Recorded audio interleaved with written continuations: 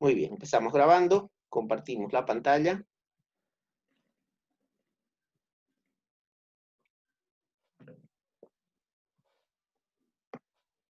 Y nos vamos a riesgos naturales. Doctor, buenas tardes o buenas noches. Buenas noches, Nico. ¿Cómo están? ¿Todos bien? Sí, doctor, todo bien. Qué bueno. ¿Te tocó el turno? Sí, estoy de turno ahorita. Ni modo. ¿Cómo está, llenito? Ya, lleno de poco, bastante diría. Pena, ¿no? Qué pena. Sí, Y es el comienzo. sí es. Después del primero va a ser más complicado. Bien, chicos. Vamos con lo que es la introducción de este tema. En esta introducción vemos que los procesos geodinámicos internos y externos en el ámbito nacional y mundial crean situaciones de emergencia cuando estos riesgos alcanzan grandes proporciones, especialmente en los países en vía de desarrollo. Estos son los expuestos más frecuentemente a los acontecimientos como el nuestro. Es decir, los riesgos naturales son los procesos geodinámicos internos y externos en el ámbito nacional y mundial. Esto no cambia, si sea aquí en Bolivia como que sea en otros países, ¿ya? Y lastimosamente, los países que más sufren estos problemas son los países en vías de desarrollo como el nuestro. ¿Qué más podemos ver? Solo con el soporte de la ciencia y de la tecnología se puede abordar este problema. O sea, ¿a qué se refiere? Que si nosotros tenemos la capacidad de apoyarnos en la tecnología para ver este problema, podemos aprender y sobre todo aprender de situaciones que han pasado con anterioridad, ¿ya? Todo esto simplemente apoyándonos en la tecnología y con predicciones también que nos brinda la tecnología. Esto puede disminuir los efectos que causan daño a la población, claro. No serviría de nada, es como lo que pasa cuando hay una inundación, se avisa, ¿no es cierto? O cuando hay una riada, se avisa, señores, por favor, tengan precaución, no vayan a los dragueros, se les recomienda no ir a los ríos a sacar áridos. ¿Qué hacen al día siguiente? Se encuentran personas aisladas en una isla porque el río subió, ¿sí? Se les avisó, pero ellos hicieron caso omiso. ¿No? Entonces, no sirve de nada la tecnología, siendo que se les puede avisar, pero la gente no hace caso. ¿Ya? Para esto es necesario solo realizar una evaluación de los antecedentes históricos. Como les digo, si nosotros nos apoyamos simplemente en antecedentes históricos, podemos superar esto de mejor manera. No quiere decir que lo vamos a superar en su totalidad. De mejor manera, sí. Como por ejemplo, tenemos esto de las pestes o de los virus y demás enfermedades que afectan a nuestra humanidad, se vienen repitiendo según un análisis que se ha hecho, con una referencia más o menos 100 años, cada 100 años se produce algún tipo de enfermedad relacionada así. Y tenemos claros ejemplos de esto, ¿no? Por ejemplo, cuando había el problema de la peste, la gente se le dijo que se quede en sus casas, que no salgan para evitar cualquier tipo de problemas, cualquier tipo de enfermedades. Ya la gente utilizaba barbijos, ¿ya? ¿Y qué pasó? La gente, estamos hablando de 1918, ya cuando había la gripe española, se le dijo a la gente, no salgan de su casa, usen barbijo para evitar el contagio. No, no importa, la gente salió en protesta y ¿qué pasó? La gente se enfermó más y solamente en pocos días agarró y hubo casi 4.500 nuevos contaminados o nuevas personas infectadas con esa enfermedad, ¿ya? Así es que no es algo nuevo, sino que desde siempre el ser humano, pese a que se le dice o se le recomienda algunas cosas para mejorar su estilo de vida o para prevenir el no enfermarse, hacen lo contrario, ¿no? ¿Sí? Y como les digo, no solamente en Bolivia, es en todo el mundo. Esto para llegar a la prevención usando la metodología adecuada. Sin ir lejos, nosotros si por algún caso queremos conocer el tema del clima, nosotros simplemente podemos ir a nuestro teléfono, ir a ver la predicción del tiempo para tener una idea de qué es lo que nos espera.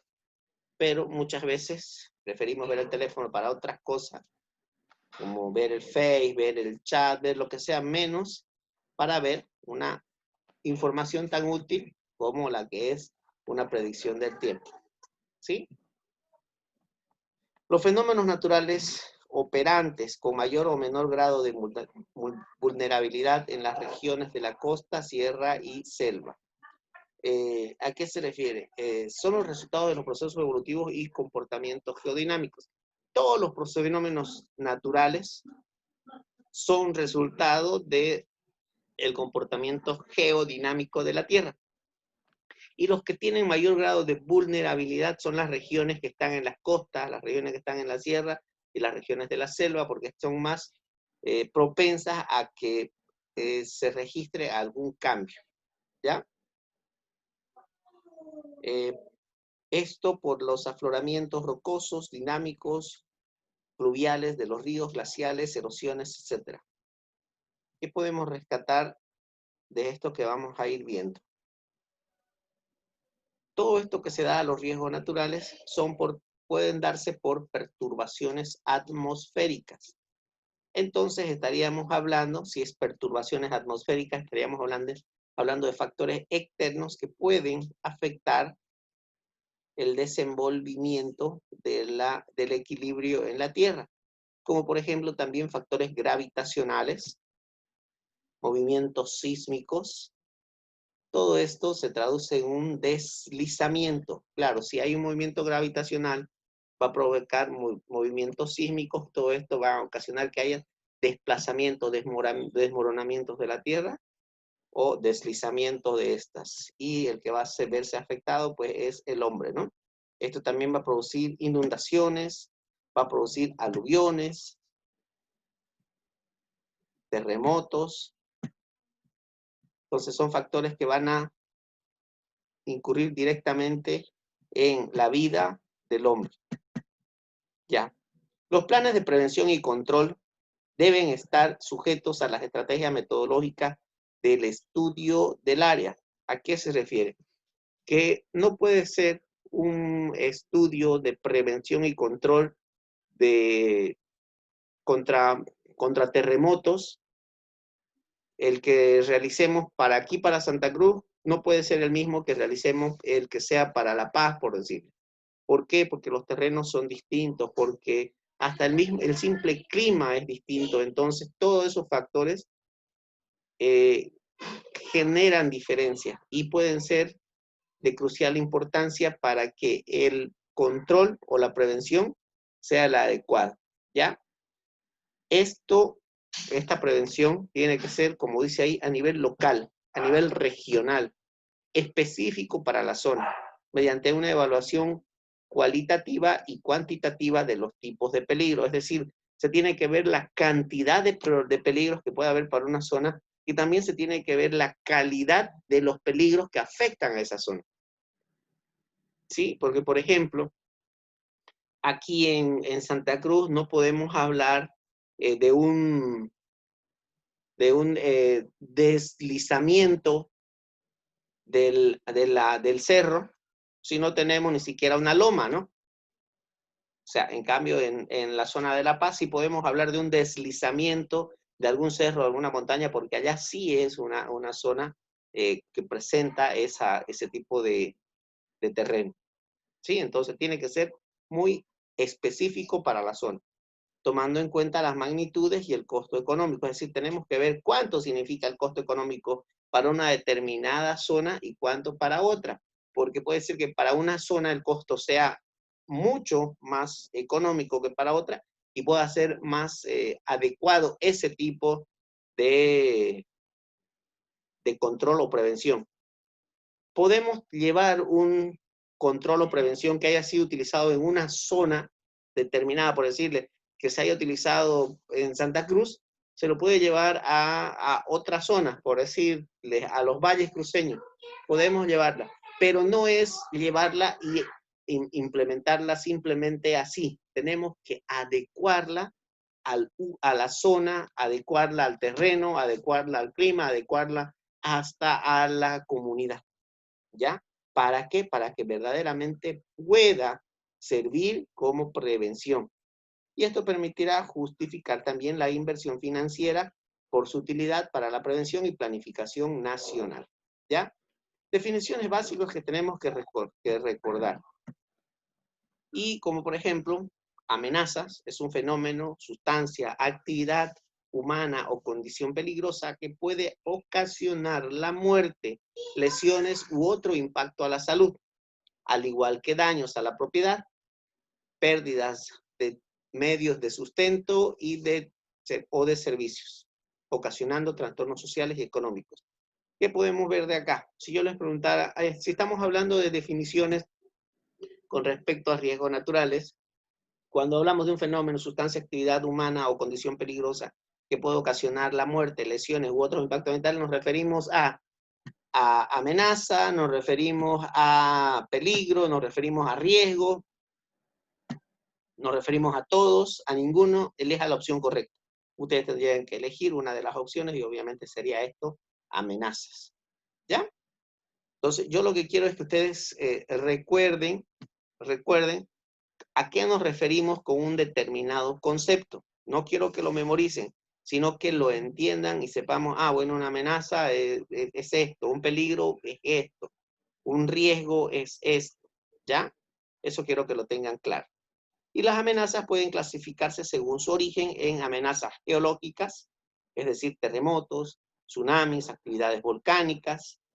Pueden también ser amenazas hidrometeorológicas, nos referimos entonces a inundaciones, a tormentas tropicales, a sequías, y también pueden ser amenazas biológicas. Y las amenazas biológicas pueden ser endemia, epidemia, pandemia. Solo he querido hablar aquí en este momento de las epidemias, ¿ya? Ustedes saben que una epidemia puede transformarse fácilmente en una pandemia, ¿no? Las amenazas pueden ser inducidas por procesos humanos. Ya sabemos, ¿no es cierto? El término que se pueden producir por efectos, por procesos humanos, como por ejemplo, cambio climático, incendios, minería, consumo de recursos naturales, renovables o no renovables, degradación del medio ambiente y amenazas tecnológicas. O sea, pueden ser de distintas formas el tipo de amenazas que puedan ocasionarse. Y las amenazas pueden ser únicas, pueden ser secuenciales o combinadas en su origen y en su efecto. ¿Ya? ¿Qué es un desastre? Un desastre es una seria interrupción en el funcionamiento de la comunidad o sociedad que causa una gran cantidad de pérdidas humanas, materiales, económicos y ambientales. Es decir, se está interrumpiendo el funcionamiento de una comunidad, de un pueblo o de una sociedad, ¿ya? Y todo esto, ¿qué va a causar? Pérdidas humanas, pérdidas materiales, pérdidas ambientales. Eso es un desastre, ¿sí? Que exceden la cantidad, que exceden la capacidad de la comunidad o sociedad afectada para afrontar la situación utilizando sus propios recursos.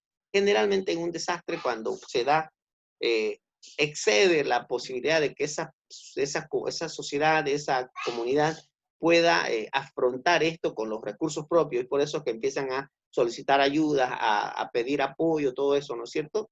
Un desastre es una función del proceso de riesgo. Entonces, para que exista un desastre, tiene que haber liberado el riesgo, ¿ya? Y ahorita vamos a ver qué es el riesgo. Y la resiliencia es un término que tienen que conocerlo. Es la capacidad de un sistema, comunidad o sociedad expuesta a una amenaza para resistir, absorber, adaptarse y recuperarse de los efectos de la manera oportuna y eficaz. Yo recuerdo que les di un ejemplo de una sociedad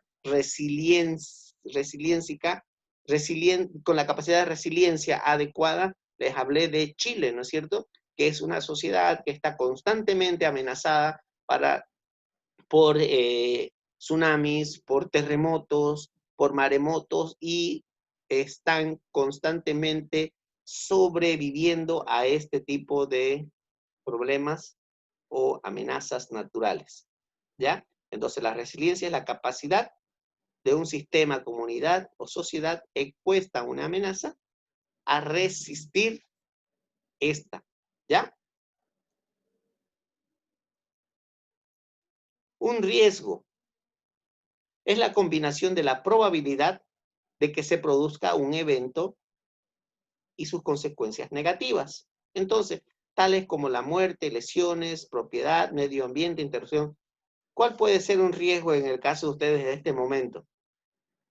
Un riesgo, pues, sería que ustedes se presenten al examen sin haber estudiado nada, ¿no es cierto? Eso sería un riesgo, que están exponiendo la probabilidad de ¿qué? De aplazarse en esa evaluación. Un riesgo innecesario, ¿no es cierto? ¿Y qué va a dar por consecuencia? La posibilidad de que ustedes puedan perder la materia. Consecuencias negativas. ¿Ya? ¿Qué más? A ver. Una vulnerabilidad. ¿Cuál sería la vulnerabilidad? Son las características y las circunstancias de una comunidad, sistema o bien que lo hacen susceptible a los efectos dañinos de una amenaza. ¿Sí? Entonces, ¿quiénes son los que generalmente son más vulnerables en un desastre, en un desastre natural? Pues generalmente son los niños y las personas de la tercera edad, ¿no? Son los más vulnerables. O si nos vamos a otro aspecto, las personas de escasos recursos, puesto que ellos no tienen las condiciones necesarias o tienen las viviendas en condiciones muy, pero muy precarias. ¿Qué es el hogar? Es el conjunto de personas que comen de la misma olla y tienen un interés común en perpetuar y mejorar su estatus socioeconómico de una generación a otra. Todos tenemos un hogar que queremos que esté siempre mejorando, que nuestros hijos o nuestros familiares estén mejor de lo que estamos hoy en día. ¿Sí?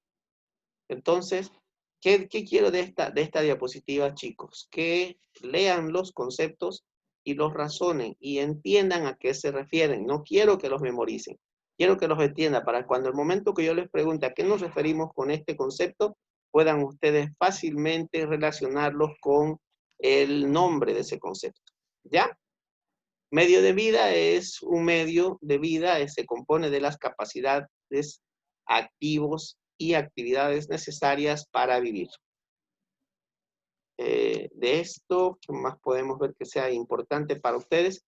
Un desarrollo no sostenible aumenta el riesgo de desastre. Claro, porque si nosotros estamos desarrollando una sociedad que está en desarmonía con la naturaleza, pues vamos a empezar a realizar deforestaciones, chanqueos y demás, y eso va a afectar obviamente al medio que nos rodea, y por ende eso sería un desarrollo no sostenible y sí afecta a lo que es toda la urbanizaciones, a la planificación, ¿no es cierto? Degradando el ambiente, y es un adecuado, eso produciría un adecuado ordenamiento territorial que al final nos llevaría a un desastre natural. Chicos, ¿estoy yendo bien? ¿Estoy yendo muy rápido? ¿Le están comprendiendo? Sí, sí.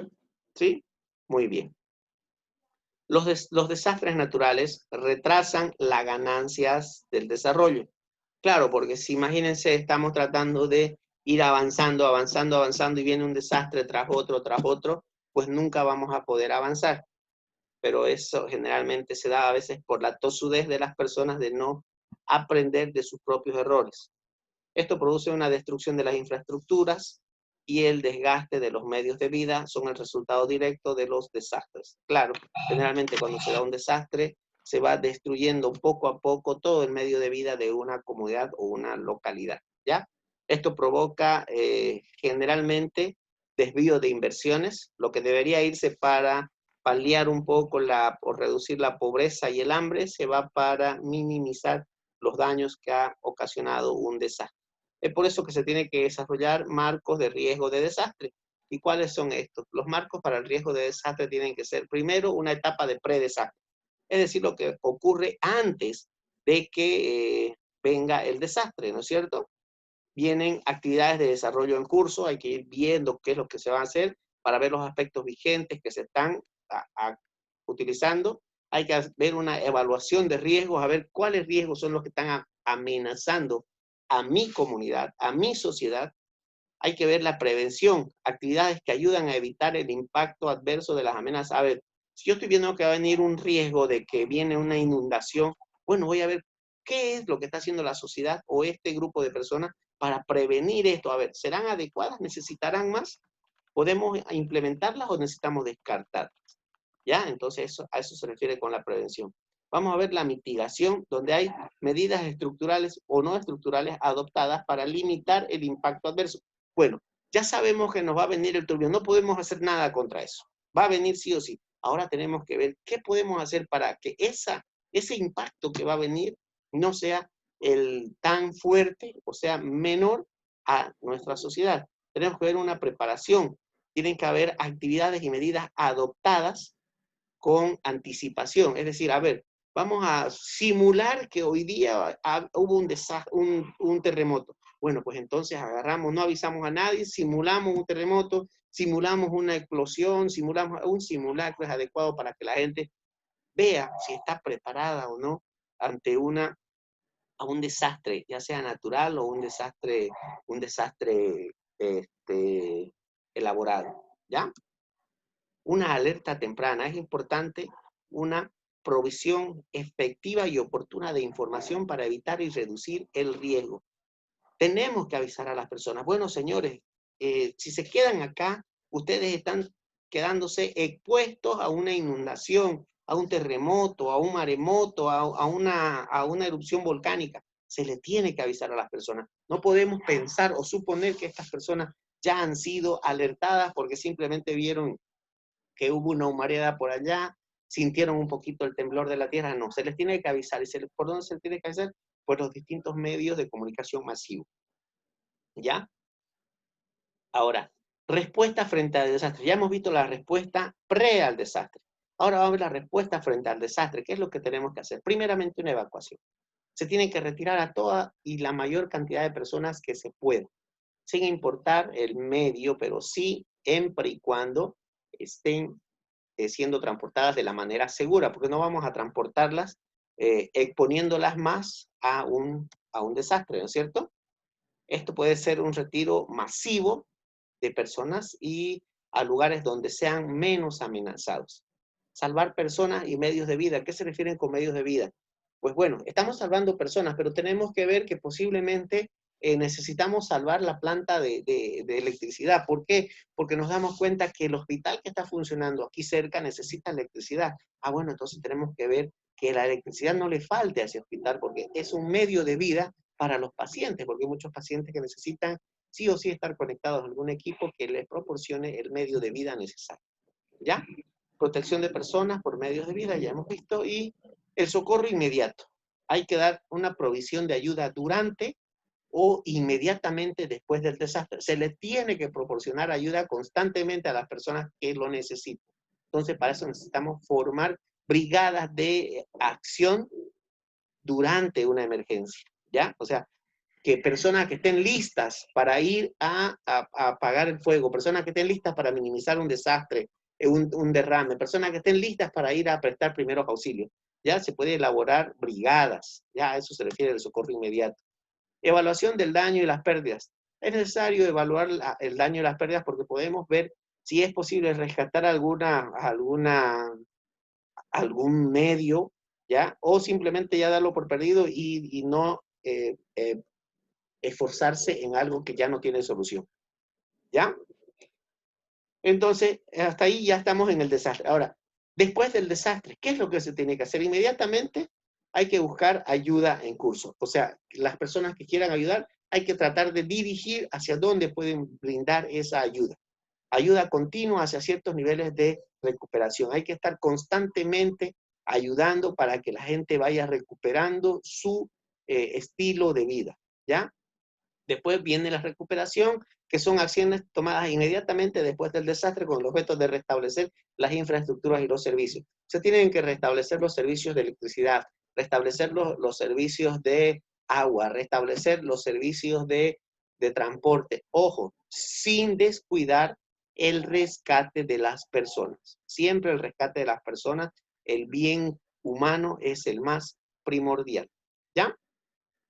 Luego viene la etapa de la reconstrucción, que son acciones tomadas después de un desastre para asegurar la reubicación y reasentamiento. A veces se puede reubicar, aprovechar un desastre natural para poder reubicar una determinada población, siempre y cuando hay algún antecedente de que este evento se repitió. Si no, pues entonces no es necesario, ¿no? Y podemos quedarnos ahí mismo y levantar nuevamente la edificación, ¿ya? Para eso nos apoyamos en la tecnología moderna.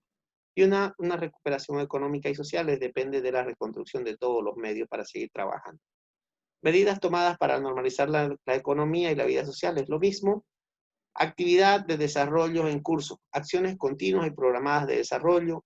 Hay que evaluar los riesgos. Es adecuado siempre evaluar los riesgos constantemente, porque a veces las personas se enfocan en que no, tengo que levantar, tengo que reconstruir, sin darse cuenta de que están siendo amenazados nuevamente por el riesgo de que vuelva a suceder lo mismo en esa misma comunidad. Entonces, hay que hacer una evaluación de riesgo constante, ¿ya? Formas de vulnerabilidad de las comunidades y los hogares. Conmociones relacionadas con factores meteorológicos y desastres naturales. ¿A qué se refiere? Si hay un territorio que está vulnerablemente afectado, pues van a empezar a haber desastres naturales que van a empezar a relacionarse con sequías, terremotos, huracanes, maremotos, inundaciones, y como fuertes nevadas, olas de calor. Todos estos factores afectan y conmocionan a la sociedad. Entonces, todo esto seguido de plagas de insectos, predadores, enfermedades. Entonces, hay que tratar de ver cómo poder ayudar a toda esta sociedad de todo este tipo de problemas. ¿Ya? ¿Y qué más podemos ver acá? Todo esto son lo mismo que hemos visto hace un momento, ya dividido en fases y en etapas. Y eso sería el tema que teníamos programado para hoy día, chicos. ¿Ya? Quiero consultarles si tienen alguna pregunta con respecto al avance de la materia. Ya hemos repasado todo lo que teníamos que repasar. Hemos visto toda la temática. Ahora quiero saber si tienen alguna duda, algo que quieran consultar. Nico, Luis. Ivanita, ¿usted tiene una duda? ¿Ya todo el examen? Ya hemos acabado el avance, Nico. Eso es todo. Ya, lo que faltaría sería